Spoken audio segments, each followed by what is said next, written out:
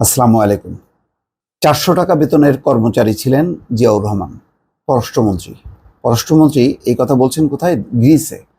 গ্রিসে যে বাংলাদেশের একজন মুক্তিযোদ্ধা সম্পর্কে, একজন সেক্টর কমান্ডার সম্পর্কে এরকম তুচ্ছ তাচ্ছিল্য করে তিনি কথা বলছেন। এতে কি দেশের সম্মান বাড়ে নাকি কমে? এটি আমি বুঝতে পারছি না। যদিও এটি বলতে পারেন যে এটা তো আমাদের বাংলাদেশের কমিউনিটি ভিতরেই বক্তব্য রাখছেন। আসলে আমাদের দৌড় ওইটুক পর্যন্ত। আমাদের কমিউনিটি তার বাইরে খুব একটা ইউরোপ, আমেরিকা বা পশ্চিমা দেশগুলোকে প্রভাবিত করতে পারে সেরকম অবস্থানে আমরা নেই। যাই হোক, সেটা আর এক বিতর্ক। কিন্তু এই যে তিনি কথা বললেন যে 1971 সালে মুজিবনগর সরকারের অধীনে অন্যান্য সেক্টর কমান্ডারদের মতোই 400 টাকা মাসিক বেতনের কর্মচারী ছিলেন জিয়াউর রহমান। অথচ পরিতাপের বিষয়, সেই বিএনপি মুজিবনগর সরকারের শপথ গ্রহণ দিবস 17ই এপ্রিল করে না এইসব কারণেই। এই যে আওয়ামী লীগের বাইরে অন্য মুক্তিযোদ্ধাদের সম্পর্কে এই যে তুচ্ছ তাচ্ছিল্যের কারণে তারা আওয়ামী লীগের সকল প্রোগ্রাম বা বাংলাদেশের স্বাধীনতা মুক্তিযুদ্ধের সকল কিছুকে তারা মানে টু দ্য পয়েন্ট অনুসরণ করে না, যেভাবে আওয়ামী লীগ করে। আওয়ামী লীগের একেবারে সবগুলো কর্মসূচির সাথে সামঞ্জস্য থাকতে হবে তা না, তাদেরও যেই অংশগ্রহণ আছে, তাদেরও যেই অবদান আছে সেগুলো কি স্বীকার করে? এখন এই যে 400 টাকার কথা বললেন, তো অন্যান্য সেক্টর কমান্ডারদের মতনই তাতে কি আসে যায়?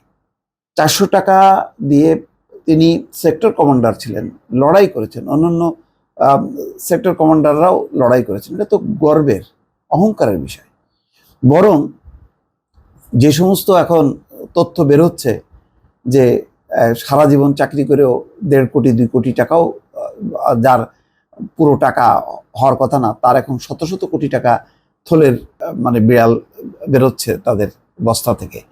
এই যে থলের বিড়াল যে বের হচ্ছে, এইগুলো কি কোনো গর্ব অহংকারের? এগুলো নিয়ে তো একদম চুপসে আছে। অথচ খুব মানে এমনভাবে উপস্থাপন করছে যে 400 টাকার মানে মানে কত তুচ্ছতা ছিল। ওই সময় 400 টাকা কেন, 100 টাকারও একটা মূল্য ছিল।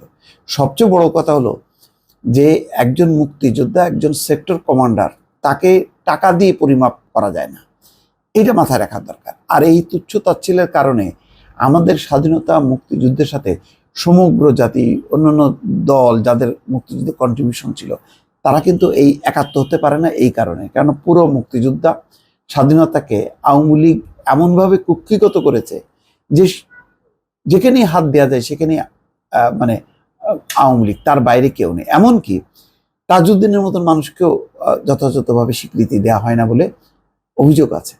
আজকে তাজউদ্দিনে আমাদের মৃত্যুবার্ষিকী কি খুব মানে সাড়ম্বরে পালিত হয়?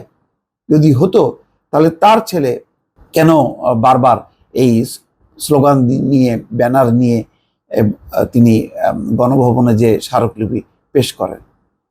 এটা তো মানে প্রকাশ্যেই তিনি কর্মসূচি করছেন এবং ওই পরিবারের সদস্যরাই তো এই বক্তব্যটা সামনে আনছেন।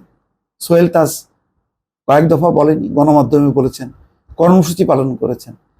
তাহলে আওয়ামী লীগের ভেতরেই তো অন্যান্য নেতাদেরকেও ঠিক মতন স্বীকৃতি দেওয়া হয় না। জাতীয় 4 নেতার কতখানি স্বীকৃতি আছে?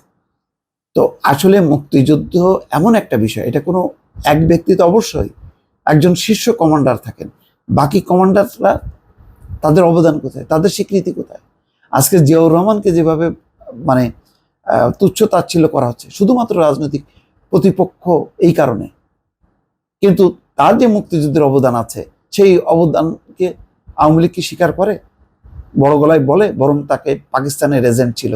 এই যে আজকে যেমন এথেন্সে বাংলাদেশের কমিউনিটির একটা প্রোগ্রামে যে বলছে 400 টাকা বেতনের কর্মচারী ছিল, মানে বিরাট একটা মানে তাচ্ছিল্য একটা জিনিস ছিল।